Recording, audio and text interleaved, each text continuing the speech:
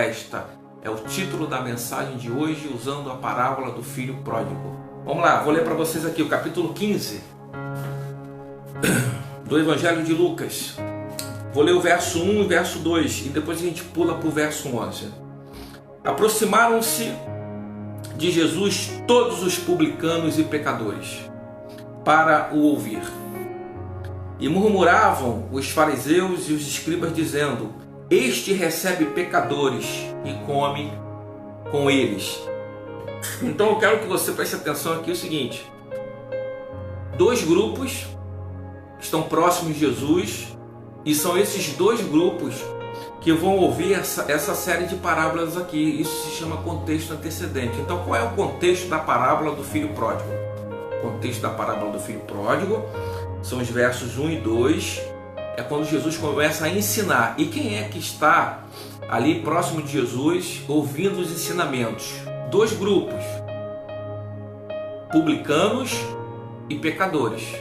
São esses dois grupos que estão ali, que são grupos antagônicos, né? Publicanos e pecadores são pessoas de conduta totalmente antagônica um dos outros.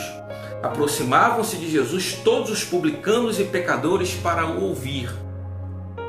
E os fariseus, eles estavam murmurando, porque eles estavam ali para ouvir Jesus também. E murmuravam os fariseus e os escribas, dizendo: Este recebe e come com eles. Então nós temos publicanos e pecadores de um lado. Publicano e pecador é quase que redundante, né? Porque o publicano era alguém que ele metia a mão no erário público, ele furtava, era um indivíduo que passava a mão no que não era dele, era o publicano. Então publicano e pecador é como se fosse sinônimo, todo publicano era conhecido como pecador. Então você tem de um lado publicanos e pecadores, e você tem de outro lado escribas e fariseus. São os homens da lei judaica, são os homens da moral e da ética. Aí Jesus vai contar uma parábola aqui. Ele conta algumas antes, mas eu vou direto na parábola do filho pródigo. Lucas 15, 11. Ele diz assim: Continuou, certo homem tinha 2 filhos. Ele já começa a cutucar, porque como existem 2 grupos distintos que estão ouvindo Jesus, que são o grupo dos pecadores e publicanos, e do outro lado o grupo dos religiosos, ali representados pelos fariseus e pelos escribas. Então, como tem 2 grupos, ele diz que um homem tinha 2 filhos, se referindo a esses 2 grupos que estão ali ouvindo a mensagem de Jesus. Certo homem tinha 2 filhos. O mais moço deles disse ao pai: Pai, dá-me a parte dos bens que me cabe. E ele lhes repartiu os haveres. Passado não muitos dias, o filho mais moço, ajuntando tudo o que era seu, partiu para uma terra distante e lá dissipou todos os seus bens, vivendo dissolutamente. Depois de ter consumido tudo, sobreveio àquele país uma grande fome e ele começou a passar necessidade. Então ele foi e se agregou a um dos cidadãos daquela terra, e este o mandou para os seus campos a guardar porcos. Verso 16, capítulo 15 de Lucas. Ali desejava ele fartar-se das alfarrobas que os porcos comiam, mas ninguém lhe dava nada. Então, caindo em si, disse: Quantos trabalhadores de meu pai têm pão com fartura, e eu aqui morro de fome? Levantar-me-ei e irei ter com meu pai, e lhe direi: Pai, pequei contra o céu e diante de ti. Eu já não sou digno de ser chamado teu filho. Trata-me como um dos teus trabalhadores, como um dos teus operários, como um dos teus servos. E levantando-se foi para o seu pai. Vinha ele ainda longe, quando o pai o avistou e, compadecido dele, correndo, o abraçou e beijou. E o filho lhe disse, tudo que ele tinha planejado na mente, quando encontra com o pai, ele vai verbalizar aquilo que estava no campo das ideias. Ele havia planejado, pensado como que seria o encontro com o pai, o que ele falaria para o pai. E quando ele encontra o pai aqui, ele diz: Pai, pequei contra o céu e diante de ti, já não sou digno de ser chamado teu filho. O pai, porém, disse aos seus servos. O pai ignorou aquilo que ele falou. Aquilo que ele falou para o pai não teve peso nenhum. O pai nem questionou. Imediatamente, quando ele diz aquilo, o pai já manda os servos virem, trazerem roupa, trazerem depressa a melhor roupa, vestiu, pondo-lhe um anel no dedo e sandália nos pés. Vamos, veste logo ele, coloca uma boa roupa nele. Ele chegou todo maltrapilho na casa do pai, sem nada, sem roupas dignas, sem recursos, sem dignidade, sem absolutamente nada. E o pai não quer conversa. O pai não quer conversa. Não há nenhum acerto de contas, não há nenhuma palavra lançada no rosto do pai. O pai não chama ele para um canto para querer primeiro dar lições de moral para ele. Não, o pai estava doido que ele voltasse com vida para poder recuperá-lo. Era o que o pai queria. E o pai não entra em nenhuma questão. O texto diz que ele já manda trazer roupa pro filho, manda colocar um anel no dedo dele, manda colocar sandália nos pés dele. A alegria do pai é tão extraordinária que ele quer celebrar. E aí ele diz mais ainda no verso 23: Trazei também e matai um novilho cevado. Vamos dar uma festa. Trazei um novilho cevado. Comamos e regozijemo-nos. É motivo de alegria. Quando quem quer que seja se arrepende, volta para a presença do Pai, se entrega novamente aos braços do Pai, isso é motivo de extrema festividade e alegria. E é o que o Pai imediatamente faz. Vamos dar uma festa, nós temos motivo para comemorar. Vamos festejar, vamos fazer uma grande festa aqui para ele. Porque este meu filho estava morto. Eu já tinha dado ele como perdido. Ele saiu, foi para uma terra distante. Eu nunca mais tive notícia dele. Não sabia nem se ele estava vivo.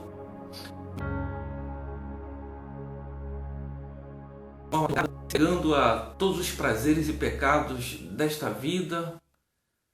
E de repente eu encontro ele aqui com vida. Eu consegui ele recuperar com vida. Então nós temos que nos alegrar, porque ele estava morto, ele estava sem vida, ele tinha perdido dignidade, identidade, porque o pecado vai roubando de nós a nossa identidade, o nosso caráter.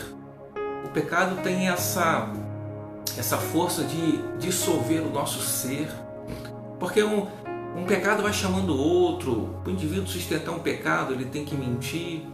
Para o indivíduo sustentar outro pecado, ele tem que enganar. Então, o indivíduo vai entrando num emaranhado que ele vai deixando de ser quem ele é. Ele vai tendo o caráter dele, a identidade dele dissolvida.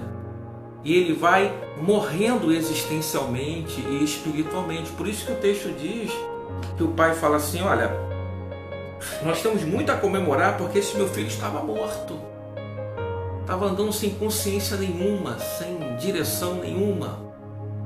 Totalmente enganado pelos prazeres deste mundo, os prazeres fúteis e passageiros deste mundo. Mas nós recuperamos ele com vida. Ele estava morto e reviveu. Estava perdido e foi achado. Ele foi achado. E começaram a regozijar-se. Essa festa aqui é a festa da reconciliação.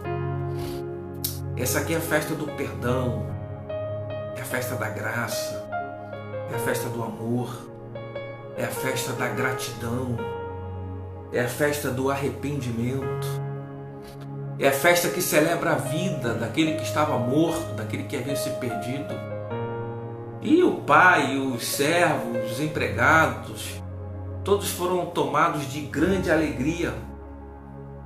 por haver recuperado esse filho mais moço.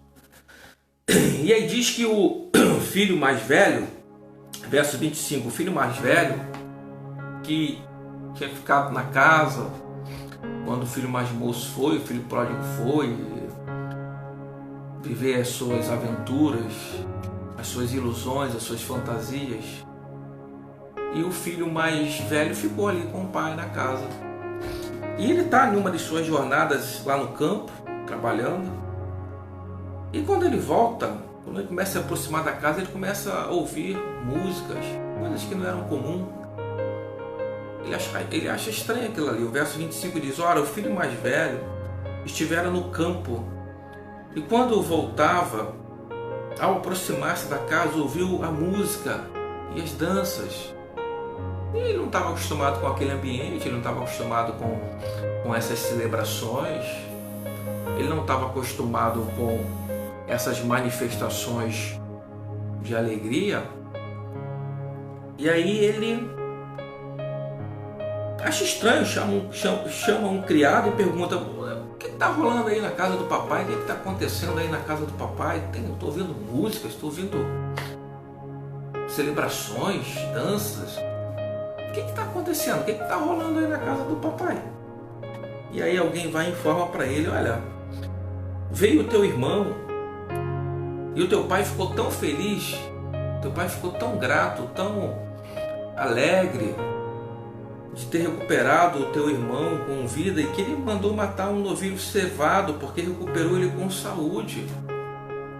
Teu pai está muito feliz, ele está com uma alegria que não cabe dentro do peito dele hoje, ele está muito feliz. Teu irmão voltou, foi recuperado com vida, com saúde, de modo que o teu pai mandou fazer essa grande festa, a festa da reconciliação, da graça e do perdão.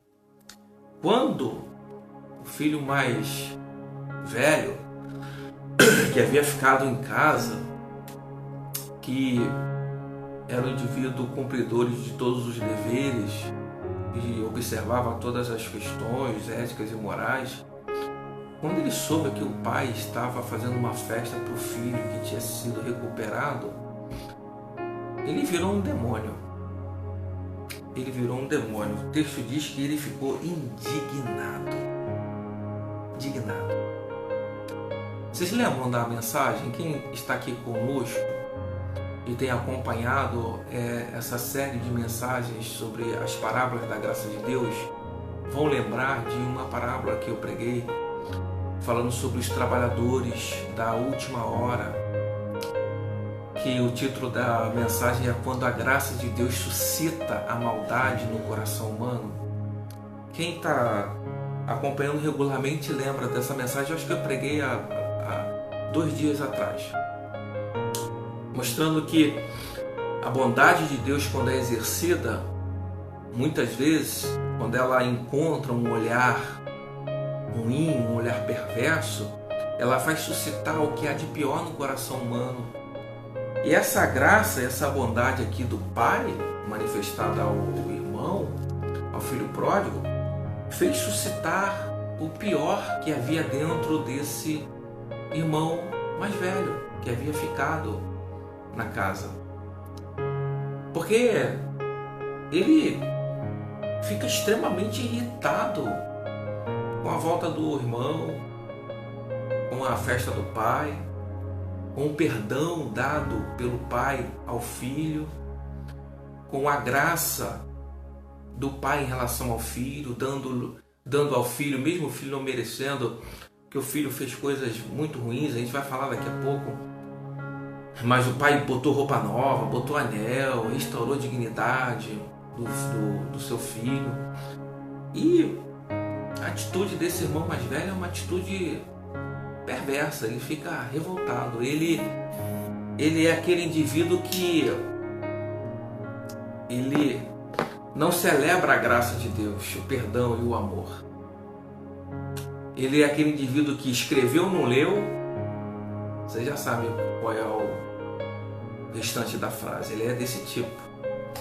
E diz o texto que ele se indignou. Verso 28 diz: e ele se indignou. e não queria entrar. Ele falou: aí eu não entro.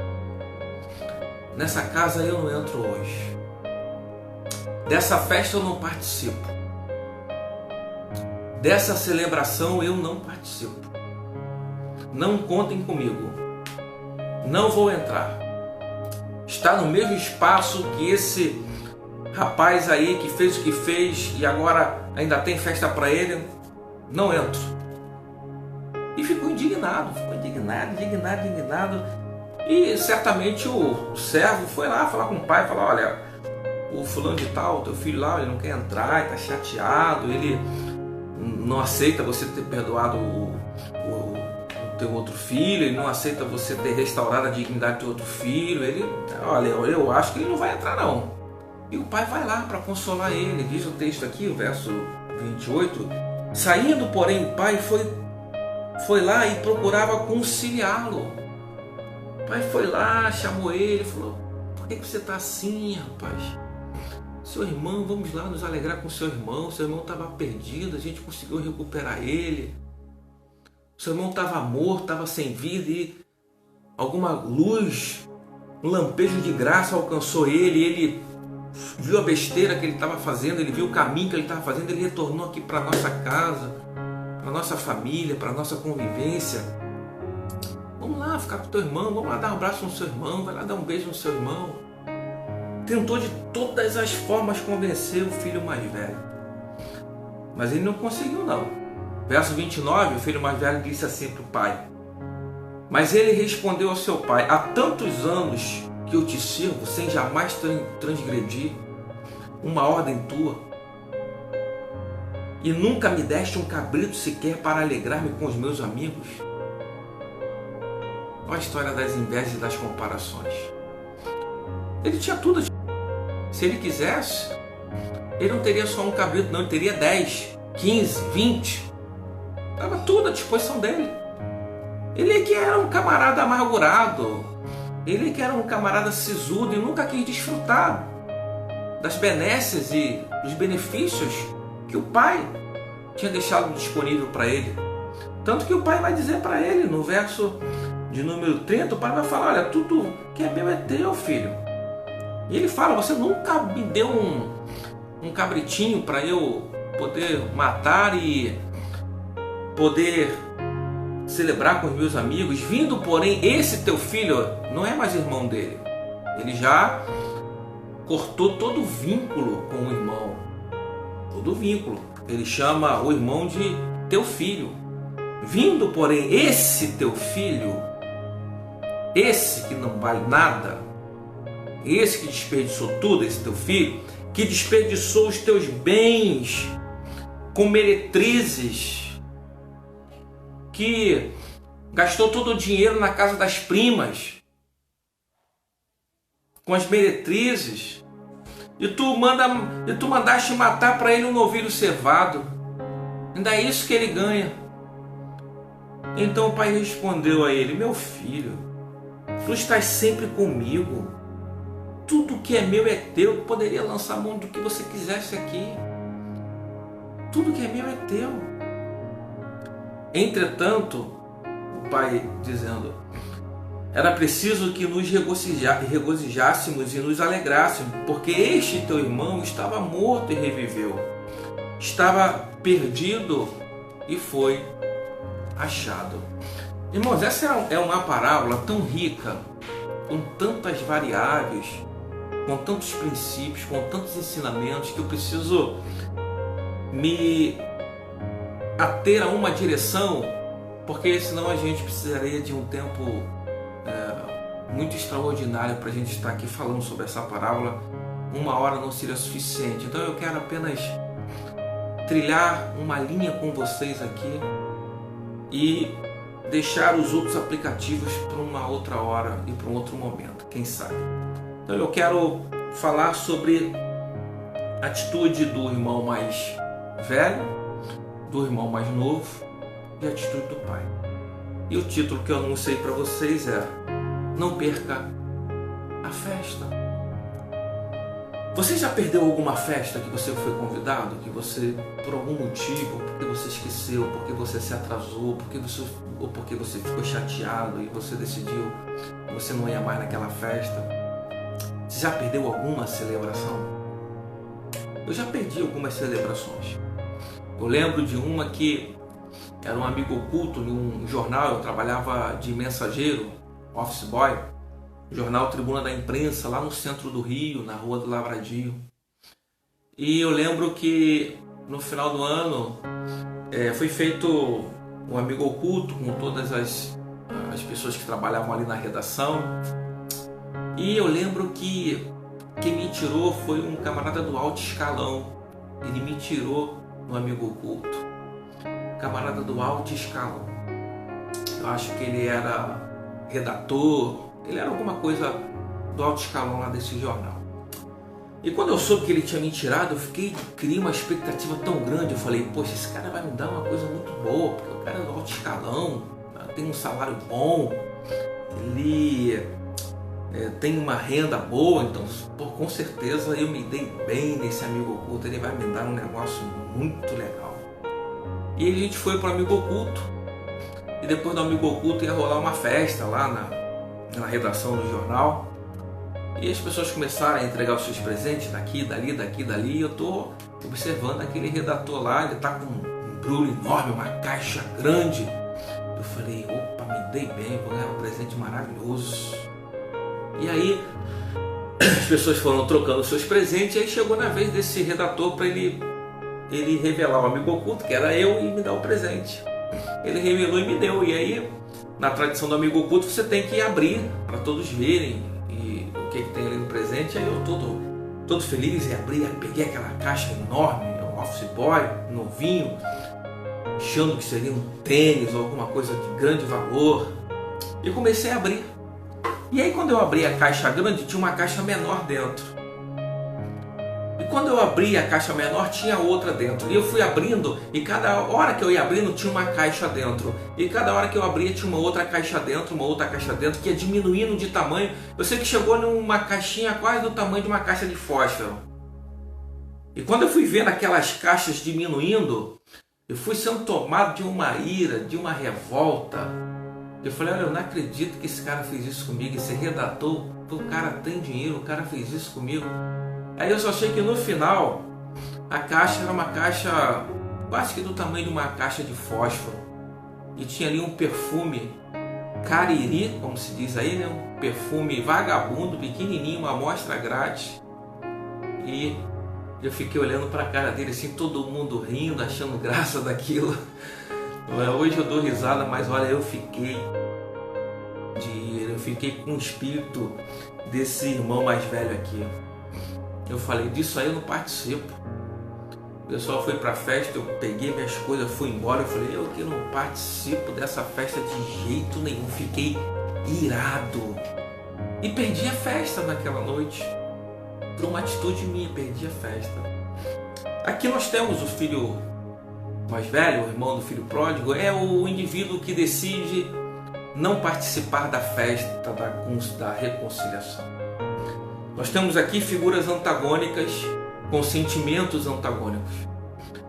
Primeiro é o filho pródigo, que revela para nós os extremos e a capacidade humana de descer aos níveis mais profundos, de descer aos níveis mais degradantes que o indivíduo possa chegar. É esse indivíduo aqui representado pelo filho pródigo, mostrando a ambivalência da natureza humana, mostrando a relatividade da natureza humana, como pessoas que podem ter sido bem educadas, podem ter tido uma boa estrutura familiar, porque é o que nos parece aqui, que o pai tinha posse, o pai era rico, então havia estrutura familiar, havia ambiente familiar, não havia ausência de nada disso. Mas quando se trata de natureza humana, nada deve nos surpreender.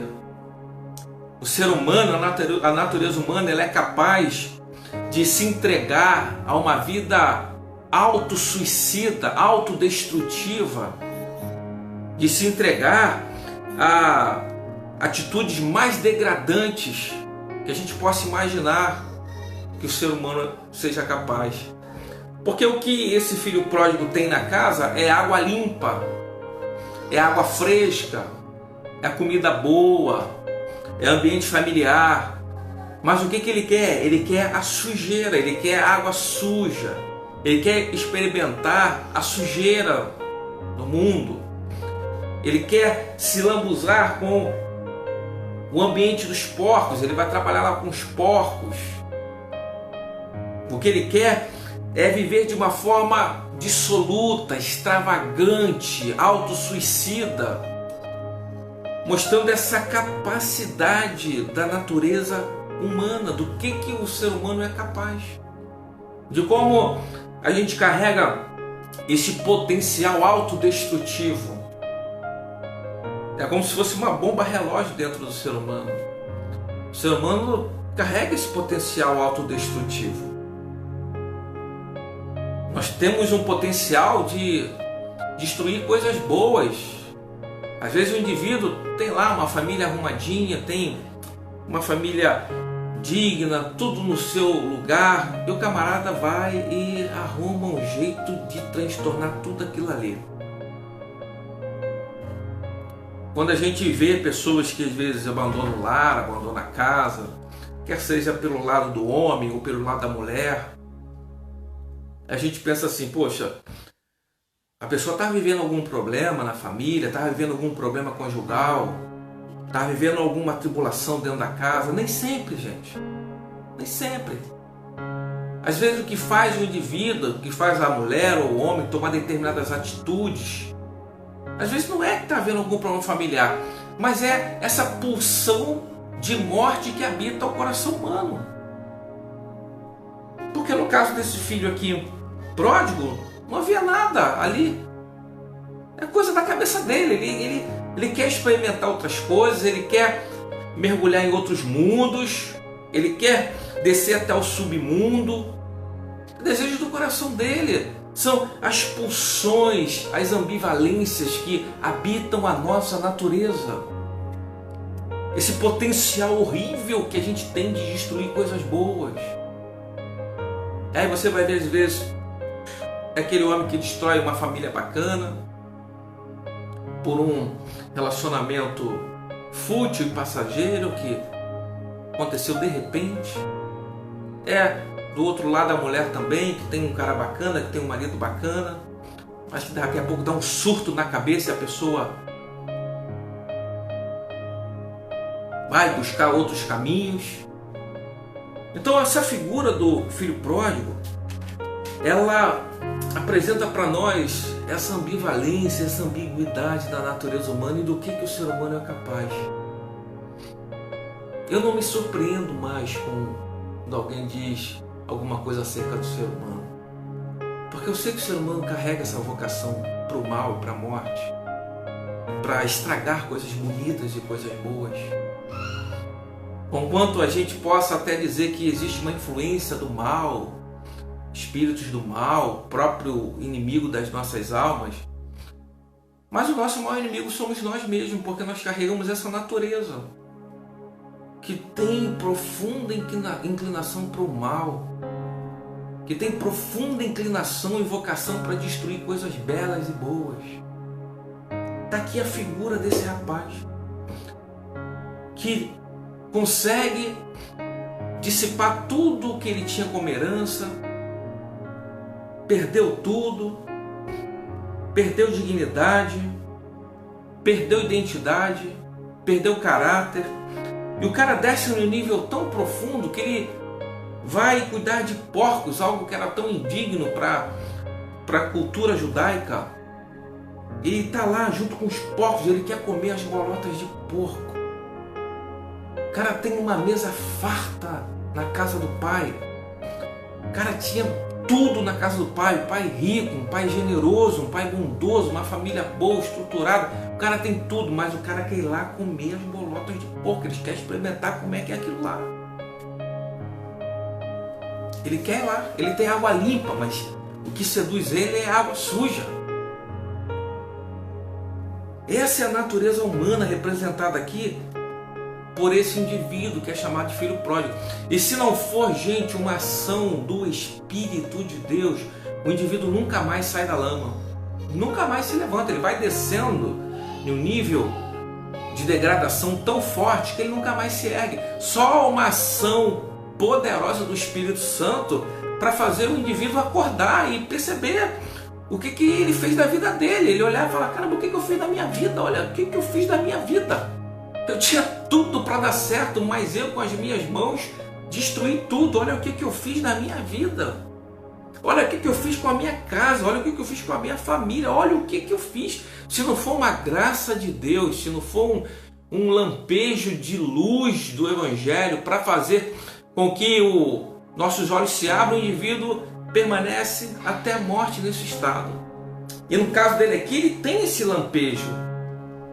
Porque o texto diz que quando ele está nesse estado degradante, o texto diz que ele caiu em si. O que é cair em si? É voltar para si mesmo. Cair em si é você voltar para si mesmo. Por quê? Porque ele já não era ele mesmo. Ele tinha perdido identidade, caráter, dignidade, consciência, entendimento. Nesse processo, não há ninguém que entre em um processo de degradação dessa forma que não perca essas coisas de consciência, que não perca a sua identidade, que não perca a sua dignidade, que não perca o seu bom senso. O indivíduo vai mergulhando, ele vai perdendo todas essas coisas. E chega um momento que ele cai em si, uma obra do Espírito Santo, que teologicamente a gente poderia chamar de graça preveniente. É uma obra do Espírito Santo gerando arrependimento, metanoia, consciência humana. Ninguém consegue arrepender por si mesmo, gente. Arrependimento é uma coisa de uma outra ordem, não vem de nós. Só quem produz arrependimento sincero ao coração humano é o Espírito Santo. Se o Espírito Santo não produzir esse arrependimento, a gente morre na nossa teimosia, na nossa obstinação. Só o Espírito Santo pode trazer uma luz ao entendimento. Isso é obra do Espírito Santo. Se o Espírito Santo se Deus não agir com essa graça, com esse favor, o indivíduo morre naquele estado. Ele está ali, no meio de tudo aquilo, no meio daqueles porcos, no meio daquela vida degradante. Aí tem uma hora que uma luz, e ele cai em si. É como se o cara tivesse acordado de um pesadelo. É aquele indivíduo que está dormindo e de repente acorda e fala: que é isso? Que estado é esse que eu estou? Que ponto que eu cheguei? Arrependimento que é produzido pelo Espírito Santo, e só Ele pode produzir. Só Ele pode produzir. Vocês lembram de Davi? O Davi, ele fez uma coisa muito ruim. O Davi, ele adulterou com a Betseba. Mas o pior do que isso ainda, foi ele ainda matar indiretamente o esposo da Betseba, que foi Urias. E da forma como foi, mandou Urias ir lá levar a sua sentença de morte, uma carta para Joabe dizendo: bota Urias na frente de batalha para ele morrer, porque esse cara tem que morrer, porque eu estou com um problema sério aqui e eu não tenho como resolver se esse cara não morrer.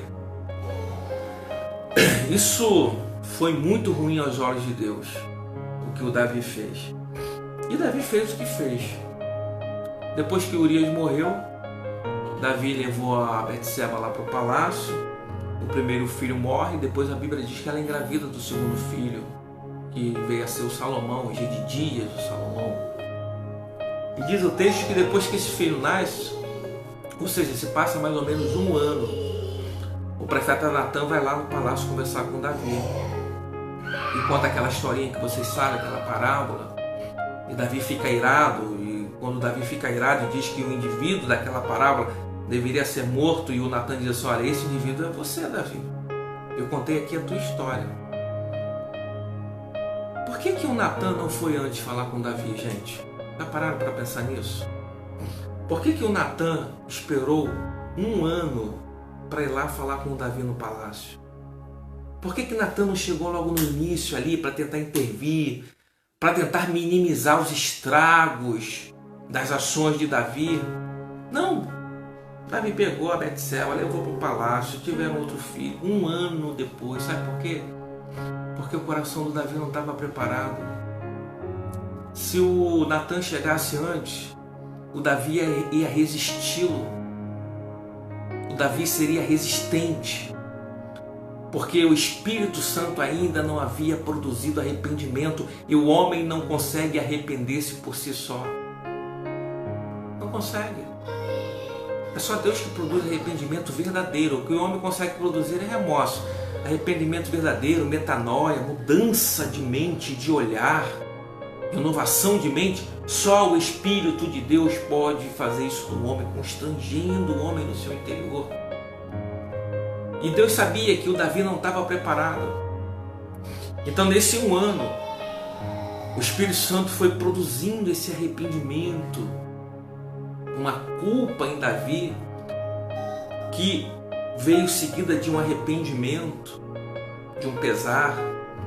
E depois de 1 ano é que o Natan vai lá. Só depois de 1 ano é que o Natan vai lá. E quando o Natan fala isso para Davi, não tem nenhum questionamento da parte de Davi. Davi não dá uma palavra contra. Imediatamente o Davi diz assim, pequei contra os céus. O coração já está aberto, a mente já está alcançada por essa metanoia, o indivíduo já está rendido ao Espírito Santo. Não há como ele resistir mais. É por isso que a gente não deve insistir enquanto a gente não perceber que o Espírito Santo já trabalhou na mente do indivíduo produzindo arrependimento. Enquanto você não perceber sinais de arrependimento, a nossa posição deve ser de oração. Orar. Porque se a gente for, a gente vai para o confronto. Se a gente for, a gente vai para a resistência, porque o indivíduo vai resistir. Mas quando a gente chega, quando o Espírito Santo chegou na nossa frente, o Espírito Santo tem que chegar na nossa frente. O problema é que a gente quer chegar na frente do Espírito Santo. Aí dá conflito, aí dá resistência, aí dá discussão. Deixa o Espírito Santo chegar na frente. O Espírito Santo chegou na frente do Davi. Quando Natan falou, Davi na hora disse, pequei contra o Senhor. E também na hora Natan falou, o teu pecado está perdoado. Estava tudo pronto, tudo preparado para aquele momento, para aquela hora, e por isso que Natan não vai antes. Ele espera passar 1 ano. Da mesma forma é esse rapaz aqui. Ele está vivendo a vida dele, ele está visitando a casa das primas, ele está fazendo tudo o que ele quer fazer, mas chega um dia que ele tem um lampejo de graça. Ele tem um lampejo de graça, que é essa obra de arrependimento. Ele diz, o que é isso? Espera aí, o que eu estou fazendo da minha vida? O que eu estou fazendo da minha vida? E caindo em si, ele começa a fazer esse trabalho intelectual. Porque todo arrependimento vai produzir em nós um trabalho intelectual de mudança. Ele começa a fazer um trabalho intelectual, ele começa a arquitetar. Ele diz, não, eu vou me levantar, vou até o meu pai, vou dizer isso. E o arrependimento gera também uma consciência coerente. Veja o que ele diz, que ele vai chegar para o pai e vai falar, olha pai, eu sei que eu não tenho direito a mais nada, eu quero um trabalho, me trata como um trabalhador. Veja como o arrependimento ele é seguido de uma coerência, é seguido de uma lucidez. Ele sabe que não tem direito a mais nada.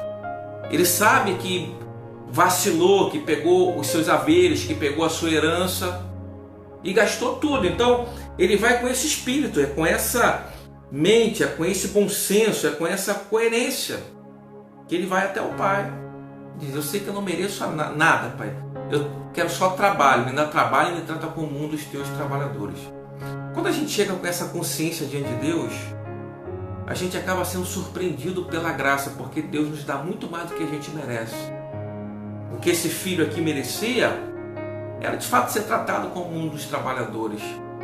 Mas como o pai é um pai cheio de graça e de misericórdia, ele diz, não, o que você merece é isso, mas a graça nos dá o que nós não merecemos. Eu sei que você não merece, mas coloca a roupa nova nele, coloca anel no dedo dele e coloca sandália nos pés dele. Restaura a dignidade desse meu filho, porque ele estava morto e reviveu. Ele estava perdido e foi achado. E agora a gente tem que celebrar por isso. Então nós temos esse antagonismo, que de um lado você tem essa capacidade humana de estragar coisas boas, de descer aos níveis mais degradantes. E de outro lado você tem esse amor que não desiste, você tem essa graça extravagante. Porque o que dá a entender nessa parábola é que desde que o filho saiu, o pai não fechou mais a porta, porque ele viu o filho de longe, vindo ainda de longe. Esse é o amor extravagante, é o amor que persiste, é o amor que não desiste, é o amor que está pronto a perdoar, que está pronto a restaurar, que está pronto a reconciliar. Então você tem esses dois extremos, é uma natureza humana, ambígua, antagônica, que você tem aqui na figura do pai, esse amor poderoso e extraordinário do Senhor. E no meio de tudo isso você tem o irmão mais velho. O irmão mais velho que não apresenta de forma objetiva os pecados como o seu irmão, porque existem duas formas de a gente olhar o pecado. Existe uma forma objetiva e concreta e grotesca, mas existem também os pecados subjetivos, aqueles que habitam o interior, que a gente não percebe, a gente só percebe quando acontece alguma coisa estética, que aquilo ali brota. Então o irmão mais velho, ele não fez como o irmão pródigo, como o filho pródigo. Ele nunca se deitou com as meretrizes, ele nunca visitou a casa das primas, ele não gastou todo o dinheiro dele lá nas noitadas, nas bebedices. Então quando a gente olha para esse irmão mais velho aqui, parece um indivíduo perfeito, intacto. Mas quando ele é posto à prova, o que emana dele? Emana o seu interior perverso. Então você tem pecados que são objetivos e concretos, que são aqueles que se manifestam de forma grotesca: matar, roubar, adulterar, furtar. São pecados grotescos, objetivos, concretos, que se manifestam por lá de fora. Mas existem também os pecados subjetivos que habitam o interior do ser humano, como a inveja, o ciúme, a maldade, o egocentrismo, a perversidade, a inveja, a malquerência. Eles são sutis e são subjetivos. A cobiça. Estão ali dentro. Normalmente as pessoas não veem, mas estão ali dentro. Então esse irmão, ele em tese não tinha esses pecados objetivos, mas o interior dele estava carregado de ciúmes, de invejas. Ele diz para o pai: para mim você nunca fez uma festa dessa. O que é isso? Qual é o nome disso? Fala para mim qual é o nome disso. Quando você vê o teu pai fazendo alguma coisa de bom para o teu irmão, e você chama o teu pai e fala assim: ó, por que você não faz para mim também? Para mim você nunca fez isso aí, você nunca me deu um presente igual você deu para ele. Qual o nome disso? Inveja? Comparações? Ele diz lá, fala lá, você nunca deixou eu matar um cabritozinho com meus amigos, mas para esse aí, ó, esse aí que fez o que fez e voltou, você deu essa festa toda. Qual é o nome disso? Quais são os pecados que estão ali latentes no coração daquele filho mais velho que parece perfeito, intacto? Jesus falou para a gente ter cuidado com o nosso coração, porque é do coração que procede as fontes da vida. É lá de dentro que procede as fontes da vida. É lá que nasce todas as coisas. Vocês lembram que no início eu disse para vocês que Jesus começa a ensinar a dois grupos. São o grupo dos publicanos e pecadores e dos fariseus e escribas. Esse irmão mais velho aqui, ele é o fariseu e ele é o escriba dessa história. É o observador meticuloso da lei. É o indivíduo que cumpre todos os mandamentos para o lado de fora. Mas o seu interior está carregado de perversidade, de malquerência, de olhar judicioso. de olhar perverso que não admite a manifestação da graça de Deus, da bondade de Deus, do perdão de Deus.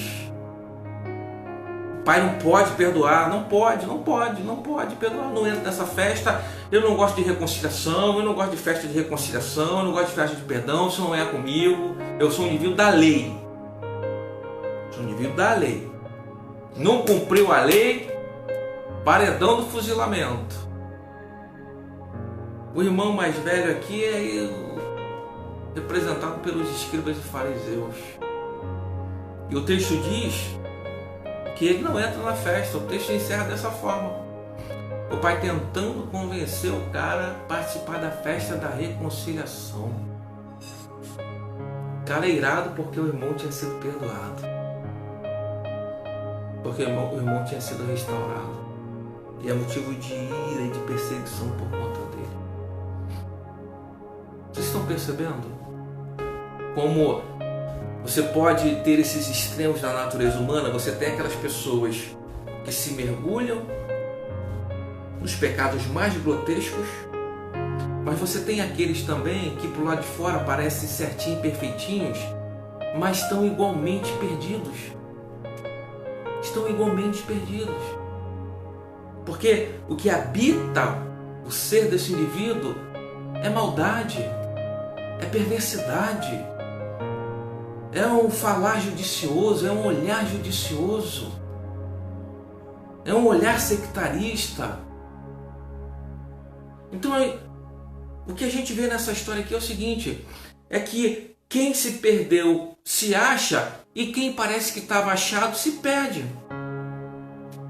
O cara que vai e que se arrebenta todo, daqui a pouco volta, esse recebe a reconciliação. E o outro que parece que nunca saiu da casa, esse parece que termina perdido a parábola, porque termina irado, aborrecido, cheio de rancor no coração, cheio de raiva. Quem terminou mal nessa parábola aqui? Quem termina mal nessa parábola aqui? É o cara que está lá de fora e diz: não entra, aí nesse lugar não entro. Dessa festa eu não participo. Festa de perdão, de reconciliação, essa não é comigo. Gente, isso aqui é uma parábola que fala do comportamento humano e tem aplicações em todas as direções e em todos os ambientes. O tempo todo a gente está vendo pessoas carregando a natureza desse filho pródigo, desse filho mais velho, e oscilando e intercalando. Talvez alguns de nós que estamos aqui já fomos o filho pródigo nessa história, ou já fomos o filho mais velho e carregávamos um olhar judicioso para com tudo e para com todos. Agora, o bom é que no reino espiritual a gente não precisa ficar nem num extremo nem no outro. O chamado do Evangelho para nós não é para a gente ser o filho pródigo. A gente não precisa experimentar as porcarias que tem lá fora. A gente não precisa descer aos estágios mais degradantes para a gente experimentar e discernir o que é bom e o que não é. A gente não precisa disso. Por outro lado, a gente também não precisa ser esse irmão mais velho, que porque não se contaminou como os outros, que porque não tu teve atitude como outros, que agora se sente o senhor do bem e do mal, que se sente o julgador de todas as pessoas, que não admite o perdão, a restauração e a graça na vida das pessoas. Então o Evangelho nunca vai nos chamar para os extremos. A gente não precisa nem ser o pródigo e nem ser o mais velho. O Evangelho nos chama sempre para o caminho da sobriedade, do equilíbrio e do bom senso. A gente não precisa pender nem para um lado nem para o outro. Essa é a espiritualidade proposta do Evangelho para nós. E que haja sempre uma disposição no nosso coração a nos alegrarmos sempre em que o Senhor resolver matar novilhos para perdoar filhos que estavam perdidos. Que haja sempre essa disposição no nosso coração de se alegrar com as festas da reconciliação que o Senhor todos os dias está promovendo, todas as vezes que Ele recupera um filho que estava perdido, todas as vezes que Ele acha um filho que tinha ido embora. Que a gente carregue um coração disposto a sempre celebrar e participar dessa festa. Não perca a festa. Não perca a festa. Não fique de fora da festa da reconciliação. Senhor Jesus, eu me alegro contigo nessa noite, com tua graça, com teu perdão, com teu amor, Senhor. Seríamos de nós sem o teu amor. A nossa natureza é uma natureza complicada. Carregamos dentro de nós pulsões. Temos vocação para a morte, para o mal. Essa natureza que nos habita, Senhor Deus, ela é contra a tua vontade. Ela é contra a tua vontade.